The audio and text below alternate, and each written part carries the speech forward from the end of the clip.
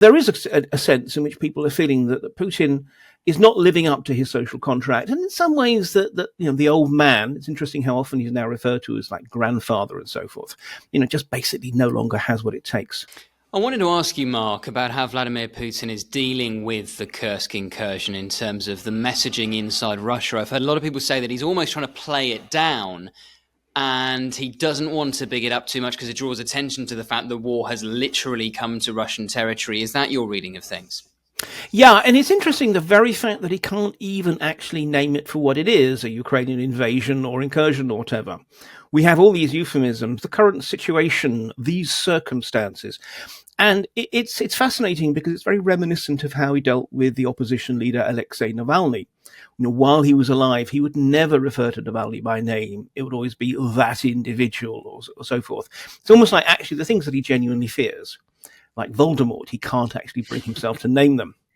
So in that context, yes, he's trying to play it down, because I think the reason is that, apart from the fact that it was just deeply embarrassing to have Russian territory being taken by the Ukrainians, but also more broadly, I think it's calculated in a very bloodless kind of way, but actually it makes sense, that in fact, better from his point of view to maintain the effort on pushing forward on the Donbass front in eastern Ukraine, and accept that there's going to be Ukrainian territory, Ukrainians holding parts of Russian territory for the next weeks, months, whatever.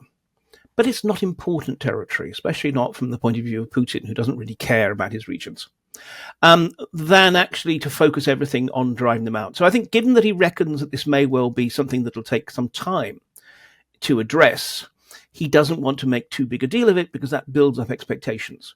People will be thinking, well, when is Russian territory going to be free? Why are they not free yet?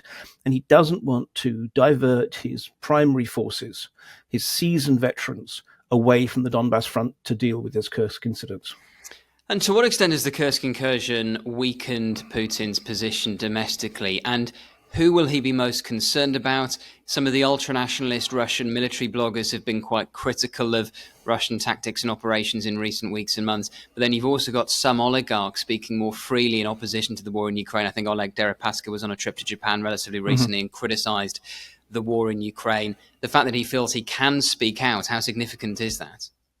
Yeah, I mean, to deal with the Deripaska issue, it's often difficult to know, because there's a degree in which there's a kind of calibration and calculation, in that certain figures, they're more or less given a certain amount of leeway in order to create, it's also all very much theatricality, to create the impression that there is a degree of pluralism when there really isn't. This is still a personalistic, authoritarian autocracy. In terms of the impact on Putin, though, I think that there's a paradox here, in that on the one hand, it absolutely has weakened him. I mean, if one thinks back, what were the two pillars of his legitimacy historically? It's always been, first of all, prosperity. You can tell ordinary Russians, look, next year is going to be even better than last year. It's a lot harder for most Russians to believe that in the current situation, particularly with inflation rising, the economy sort of showing some signs. I mean, it can last for some time, but it's not a comfortable situation for the economy. And the other pillar was security, that Putin is the man who can keep Russia and Russians safe. Well, that too is now being eroded. So, there is a sense in which people are feeling that Putin is not living up to his social contract. And in some ways that the old man, it's interesting how often he's now referred to as like grandfather and so forth, just basically no longer has what it takes. But at the same time, there's also an inevitable rally around the flag effect. People see a foreign army on Russian soil, and there is that sense, this very sort of strong, loamy national patriotism that says now is not the time to be trying to sort of challenge or undermine the regime. So I think what we're actually seeing is a situation in which, in the short term, Kursk actually kind of strengthens Putin's position, because, as I say, this is not the time to destabilize the situation. But pressures, discontents are absolutely building up. And interestingly, amongst a whole bunch of different segments of the population, you mentioned the ultranationalists, the so-called turbo patriots. They clearly are thinking, not just that they have a problem with the war so much as they have a problem with just how incompetent its management has been.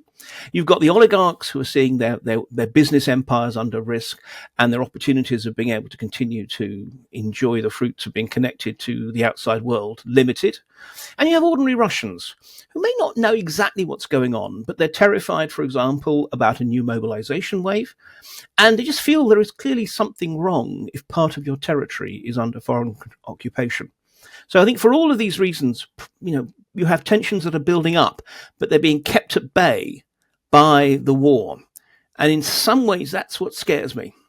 Because although I've never believed that Putin went into Ukraine because he feared some kind of internal protest at home, it may well reach a situation in which Putin doesn't feel that he can afford to end the war, because he knows it's that patriotic surge is the only thing that keeps at bay all the discontent that has built up. So it's a very long answer, I'm afraid. Sorry, to a simple question, but I think it's an interestingly complex question. And on the topic of mobilization, will he be reluctant to do that out of fear of what the public reaction may be? Yeah, absolutely. Look, there's no question about that. For a long time, his generals have been telling him, you really want us to be making ground in Ukraine, we need more troops. But the first mobilization wave that was carried out in autumn of 2022 was so disruptive. Remember, for every soldier they managed to bring to the ranks, 2 to 3 Russians fled the country and was just very, very unpopular.